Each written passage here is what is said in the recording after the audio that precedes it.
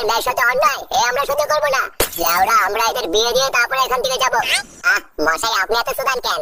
আপনারা যদি সব করবেন তাহলে কি আমি এখানে পোলা মারাইতে আইছি? বাড়া আমি হলাম এই গ্রামের প্রধান, তো আপনারা একটু তো সম্মান দিবেন নাকি? আমার কাজটা আমারে বুঝতে দেন, না হলে বলে দেন আমি বাড়ি যাই নাকি।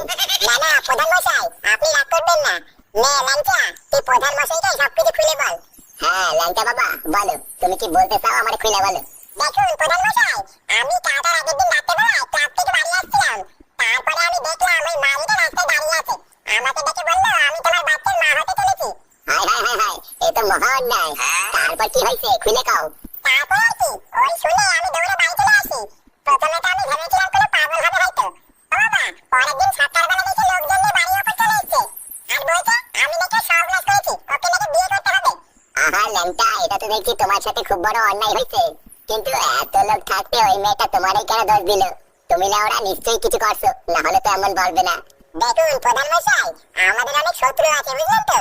লেওরা আমার মনে হয় কোনো শত্রুই ল্যাংটিকে ফাঁসানোর জন্য এই মাগিটাকে পাঠিয়েছে। দেখো পল্টু, তোমরা লেওরা কোথায় কি গাড় মারায় বেড়াইছো সেটা তো আমার জানার দরকার নাই, তাই না? একটা মেয়ে যখন এত ভরা লোকের মাঝখানে বলতেছে যে তার বাচ্চার বাবা ল্যাংচা, সেখানে তো আমার আর কিছুই করার থাকে না, তাই না? ওরা থাকে না মানে? লেওরা তো আপনি যে বাঁচাতে এসেছেন এখানে। কি বলবো?